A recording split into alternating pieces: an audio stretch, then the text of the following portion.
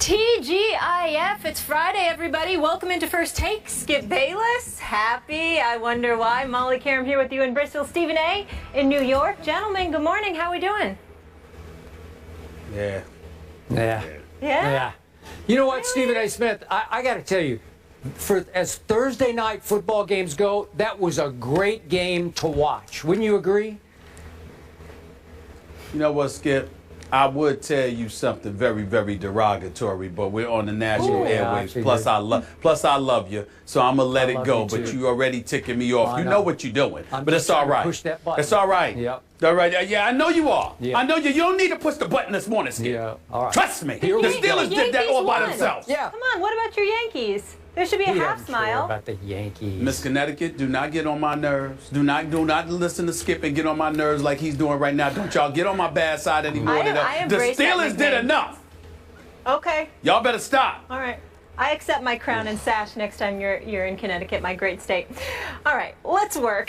Coming up, we'll preview this weekend's slate of games. We're going to pick those, plus the big SEC showdown, Alabama versus Georgia. How much pressure is on Mark Richt to get the win? In corner, Orlando Scandrick will join our Cowboys hater and lover for some real talk on America's team. But first, we kick things off with Thursday night football. Baltimore rallied from a 13-point second-half deficit to beat Pittsburgh on the road for their first win of the season. The Steelers went for it on fourth down twice in overtime, but couldn't convert. Justin Tucker made a 52-yard field goal with 5:08 left in OT to give the Ravens a 23-20 victory. Here's Michael Vick. Probably one of the toughest losses of my career.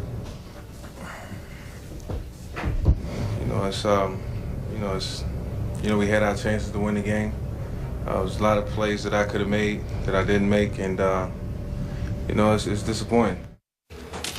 Vic's feeling like Stephen A. Stephen A., who's to blame for this loss on the Steelers side? Well, I hear a lot of talk about Mike Tomlin. You know he's my favorite coach in all of the NFL. Obviously, he deserves some blame from the perspective that there's a 50-yard field goal in overtime. You know, you've got to let Scobie, who, as far as I'm concerned, his nickname is Scrubby or Scooby-Doo. Pick one of them. They both apply with how disgusted I am. I'm picking both. I'm going to pick both. Scrubby or Scooby-Doo. Like one Scrubby. of those work for me. I'm just so disgusted with him right now. You have two opportunities in the fourth quarter. He blows it for you. I definitely don't blame Mike Tomlin for not letting him kick. I think it was like a 56-yarder because I'm not even allowing him to take that chance because I've lost faith in him. He missed a 49 and a 41-yarder. I'm not having faith in him with that one. But with the game on the line and you got a 50-yarder, you got to let Bob. Damn it, as far as I'm concerned, give him a third try, and if he misses it, don't even let him walk out the stadium with a job. Fire him on the spot the second you get in the locker room. But Mike Tomlin elected not to do that. You know, obviously he elected to leave it to Todd Haley to make a call, and that's where I get into the blame game. Scobie, Scrubby, Scooby-Doo, whatever word you want to call him, he definitely is the main culprit in all of this. But Skip Bayless, I'm going to put some of the onus, some of the blame on the shoulders of Todd Haley, the offensive coordinator. Because when you have the opportunity and you're bypassing the field goal attempts and you got the opportunity on fourth downs, okay, what you don't do is allow Michael Vick on one play to scramble to his left and try to run for it. That ain't going to cut it. And the other thing you don't do is allow him to drop back to pass and throw a 10-yarder to Antonio Brown. Antonio Brown was wide open. It is true. But you have to know your personnel.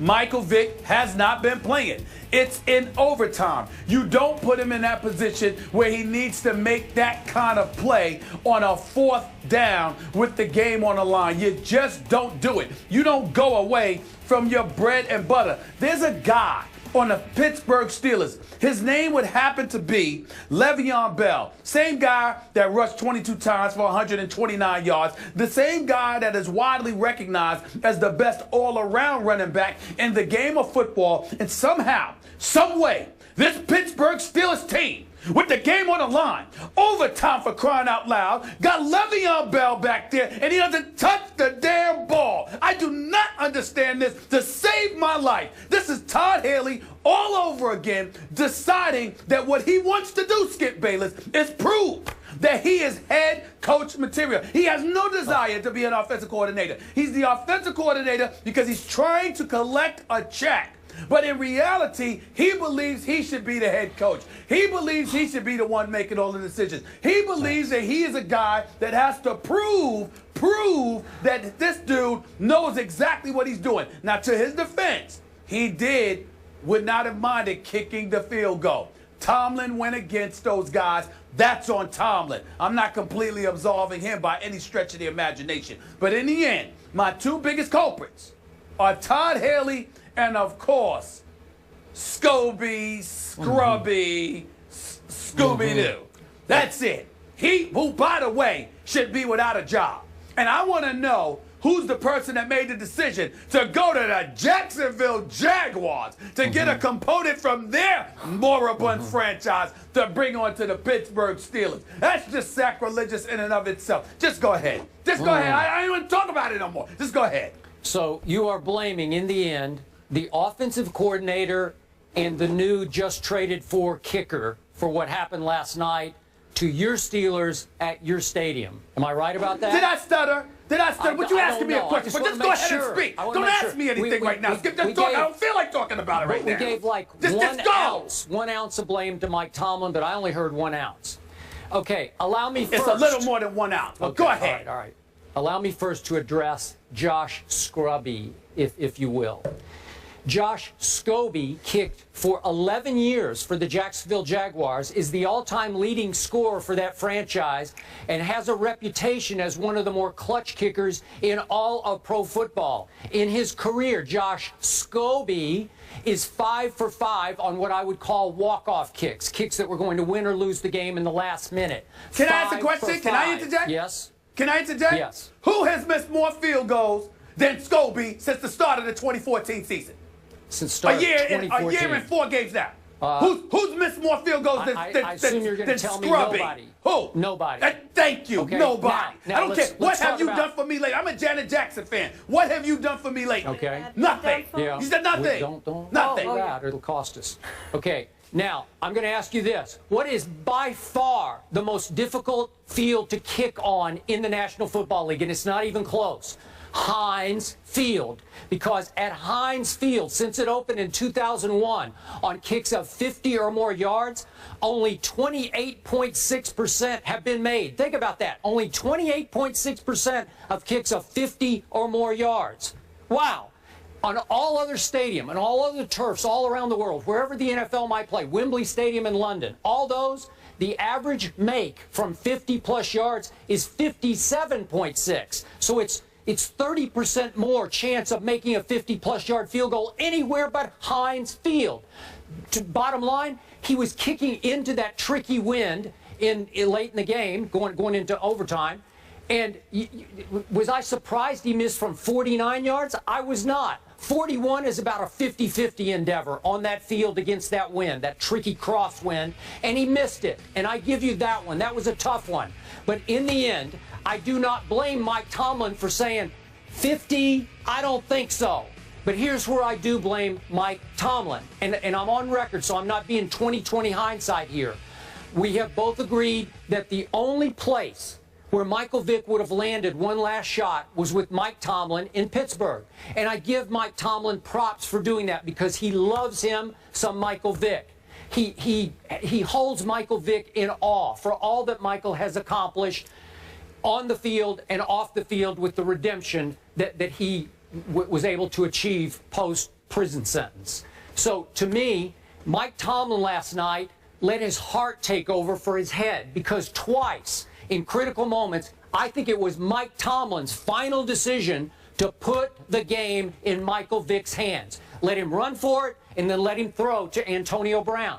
That's the head coach's call on how you're going to attack a fourth down play. I could be wrong about this, and we may never know the exact truth of this, but I don't think that was Todd Haley's call. I think it was already preordained in Wednesday meetings that we will do this on fourth down and short or in some big goal line play. And I think he wanted the ball in Michael Vick's hands, maybe in part because Mike Tomlin is hanging on to the past of what Michael Vick used to be, because we all know it was the greatest show on turf was actually Michael Vick. Once upon a time, and I thought last night Michael Vick was sensational by his late career standards that we've seen over the last 2 years in the first half. What a sensational half he played. He threw a touchdown pass that Antonio Brown couldn't hang on to. It was a beautiful throw. But over the time, as he wore down a little bit in the second half, maybe it's conditioning, he lost his accuracy. All the way through the second half, they had 62 total yards in the third and fourth quarter. That's not good enough. You're not going to hold off your division rival, as beat up as it is, with 62 yards of offense. And finally, why then, as Michael Vick has cooled off, would you put the game in his hands? You've got to blame Mike Tomlin for that, because he's the one who brought him in. Todd Haley didn't bring Michael Vick there. Mike Tomlin did. And again, I admire the heart of it, but I can't go along with the head of it, because it's the wrong. You're exactly right. You have to at least give the ball to Le'Veon, or hope that you run the kind of play where you're going to get the ball successfully into Antonio's hands. That was a little bit of a dicey throw, because he had to throw it across his body into the flat, and he lost his accuracy, and we know the rest of the story. So why would Mike Tomlin choose Michael Vick on those two plays? That's just me. Well, listen, again, you and I disagree from the perspective that I think that it was Mike Tomlin's call not to kick that field goal, but I think the play calling was left to Todd Haley. And whether it was planned earlier in the week or made just impromptu at the moment that the game was unfolding, here's what I don't like. When you look at a guy like a Michael Vick, for example, that play was tailor-made for Big Ben. With Antonio Brown out on the flat, he's wide open. You're a right-handed quarterback, particularly with the size and arm of a Big Ben. That's a completion. That's a first down. Even though Antonio Brown did drop a bomb from Michael Vick earlier in the game, which was a devastating thing for me to see personally. But let's be clear about something here. You're asking Michael Vick to throw across his body. He's a lefty. See, that's the kind of thing where you know some coaching or lack thereof comes into play. Because if Michael Vick was throwing that to the left side of the field, Skip Bayless, wouldn't that have been, a significantly higher chance of that completion taking place than him having to throw across his body? You got to know these kind of things, which these coaches undoubtedly know if they're paying attention to. Unfortunately, that's not what happened last night. I didn't think Michael Vick played a bad game. A matter of fact, considering the fact that he hadn't played in quite a long time, I didn't think that he was that bad at all. He wasn't a game changer or anything like that, but he showed up. He contributed. He made some good throws last night. I'm just saying you've got to know your personnel, and more importantly, ride with the horses that get you there.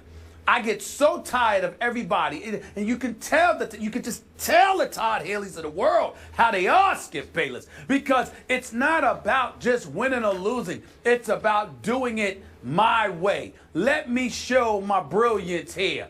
And I'm telling you, it was the right play. Antonio Brown was open, if that's what you're looking at. But you've got to know your personnel and what chances you can and cannot take in certain situations because of that very own personnel. And more importantly, even with people, all of these coaches, they watch film all the time, Skip. They're very, very rarely surprised. They know what you're going to do.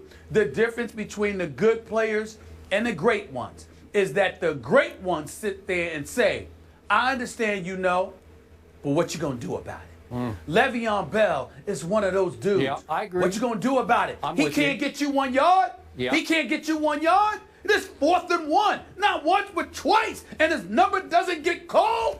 Oh, it's unforgivable. Yeah. It's unforgivable. Okay, last quick point on this question. I would also take issue with the choice of throwing that kind of pass to Antonio Brown. I love Antonio. I know him off the field. Big fan. But he's not the tallest guy in the world. So you're asking Michael Vick to throw it to by NFL standards, a miniature target out in the flat. And the ball was high. If you threw it to any of their bigger targets, somebody might go up and snatch it. Haywood Bay or Wheaton would have been fine with me. Would have been fine with me. Yep. Want to get into the Ravens side of things now, gentlemen? Yes. All right. So